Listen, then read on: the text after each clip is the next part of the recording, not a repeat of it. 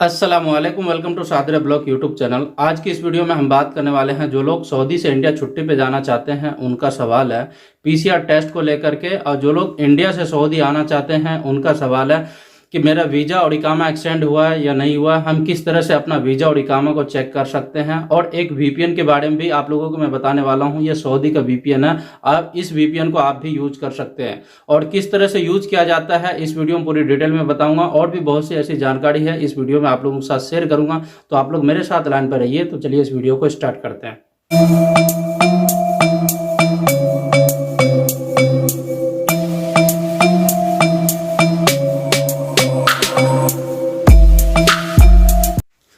सबसे पहले हम बात कर लेते हैं जो लोग सऊदी, दुबई, ओमान, मस्कट या गल्फ के किसी भी कंट्री से इंडिया छुट्टी पे जाना चाहते हैं, तो इंडिया गवर्नमेंट की तरफ से ये गुड न्यूज आया था कि पीसीआर टेस्ट की आपको जरूरत नहीं है। अब सवाल यह आ जाता है कि आप जिस भी कंट्री में हैं और जिस भी कंट्री से आपने एयरलाइंस का टिकट परचेज किया है, आप उस ट्रैवल एजेंट से मिले कि वो आपको क्या कहता है। जिस फ्लाइट में आप ट्रैवल करने वाले हैं उस फ्लाइट का क्या रूल है, क्या वो बगैर पीसीआर टेस्ट का आपको एंट्री देगा या नहीं देगा। खास करके आपको इन बात का ध्यान देना है। ऐसे नहीं कि इंडिया की गवर्नमेंट ने अलाउ कर दिया कि विदाउट पीसीआर टेस्ट आ सकते हैं और आपने पीसीआर टेस्ट नहीं करवाया। तो इसलिए पहले जाकर के ऑफिस में मिलिए, जो आपका ट्रैवल है ट्रैवल ऑफिस, आप उससे कांटेक्ट कीजिए। जो आपकी एयरलाइंस है वहां से आप इन्फॉर्म कीजिए कि बगैर पीसीआर टेस्ट का एंट्री देगा या नहीं देगा। इंडिया की गवर्नमेंट तो अलाउ कर ही दिया कि मुझे पीसीआर टेस्ट की जरूरत नहीं है। इस पे भी बहुत सी ऐसी टर्म्स ऑफ कंडीशन है। ये सोचने वाली बात है कि ये कौन सा रूल लगाया। सपोज कीजिए आप सऊदी में हैं इस वक्त और आपने फुल डोज वैक्सीन कंप्लीट कर लिया, और कंप्लीट करने के बाद आप एयर सुविधा पोर्टल पे जाकर के आप वैक्सीन सर्टिफिकेट अपलोड करते हैं। अगर आपने फुल डोज वैक्सीन कंप्लीट कर लिया है तो अपलोड करने के बाद जब आप इंडिया पहुंचेंगे, अगर उनके शक के दायरे में आएगा तो आपसे पीसीआर टेस्ट करवा लेगा। वो टेस्ट का चार्ज 900 भी है और 1000 भी है। इतने पैसे आपको कैरी करके चलना है। अगर ये पीसीआर टेस्ट को नहीं मान रहे हैं कि भाई फुल डोज आपने कंप्लीट कर लिया उसके बाद आप आ गए, पीसीआर टेस्ट नहीं चाहिए, तो फिर वहां भी पीसीआर टेस्ट नहीं होना चाहिए। तो ये इंडिया में क्यों पीसीआर टेस्ट हो रहा है। अगर आप सऊदी, दुबई, ओमान, मस्कट किसी भी कंट्री से अगर आप लखनऊ जाते हैं तो 101% है कि आपका पीसीआर टेस्ट होगा ही होगा। 900 रुपये वो आपसे चार्ज लेगा, कहेगा यहाँ पीसीआर टेस्ट करवाओ एक फॉर्मेलिटी के लिए। वैसे रिपोर्ट आने में 5 से 6 घंटा लगता है। आप पीसीआर टेस्ट कराते हैं 2 मिनट के अंदर वो बाहर निकाल देगा, जाओ भाई। लखनऊ एयरपोर्ट पर तो वैसी लूट मार मचाई है। जो अडानी ग्रुप की वहां पे काउंटर बैठ गए।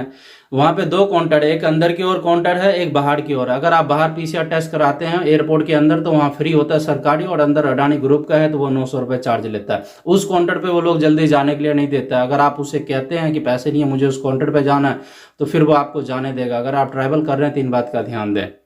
उसके बाद अगर आप इंडिया छुट्टी पे चले गए और वापस आप सऊदी आना चाहते हैं, तो आपका सवाल है क्या मेरा वीजा एक्सटेंड हुआ या नहीं हुआ, मेरा कफिल या कंपनी मेरे से बात नहीं कर रहा, मैं क्या करूं। अगर आपका कफिल या कंपनी आपसे बात नहीं कर रहा और आपका वीजा एक्सपायर हो गया, तो आप 3 साल के लिए बैन है। आप सऊदी अरबिया 3 साल तक नहीं आ सकते हैं। इन दरमियान आप किसी अदर कंट्री में रुक कर सकते हैं।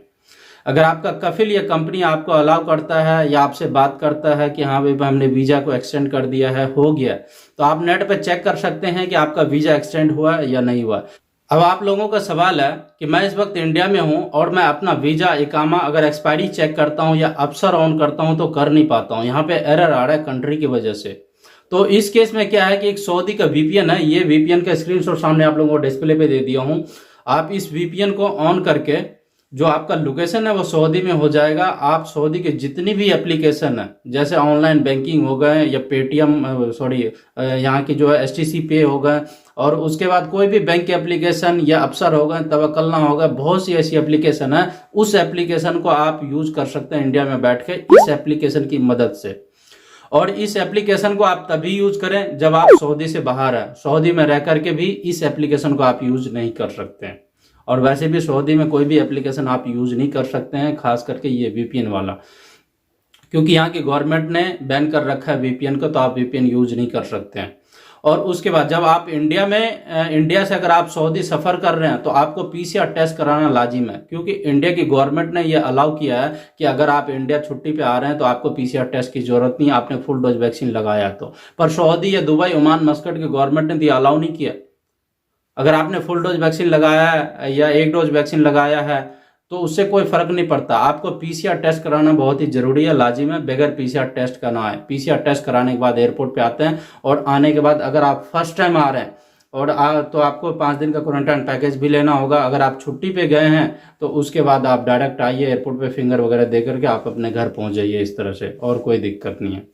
कुछ भाइयों का सवाल था कनेक्टिंग फ्लाइट को लेकर के। अगर सऊदी, दुबई, ओमान, मस्कट से अगर हम कनेक्टिंग फ्लाइट लेते हैं डोमेस्टिक एयरपोर्ट के लिए, जैसे कलकत्ता हो गए, उसके बाद ये पटना हो गया, पटना के अलावा और भी छोटे छोटे एयरपोर्ट हो गए कि जहां इंटरनेशनल फ्लाइट लैंड नहीं करती है, तो आप कनेक्टिंग फ्लाइट ले सकते हैं और कोई दिक्कत नहीं। अगर आप कनेक्टिंग फ्लाइट ले रहे हैं जैसे वाया दिल्ली या वाया मुंबई, अगर वाया मुंबई आपका पटना है तो मुंबई में आपका हो सकता है पीसीआर टेस्ट होगा, और पटना में 101% के आपका पीसीआर टेस्ट नहीं होगा और आप आसान तरीके से चले जाओगे, क्योंकि वहाँ जो है ना आपका शो होगा कि आप लोकल आए, ज़्यादातर आप दिल्ली से आए या मुंबई से आए, क्योंकि वो फ्लाइट वहाँ से आती है।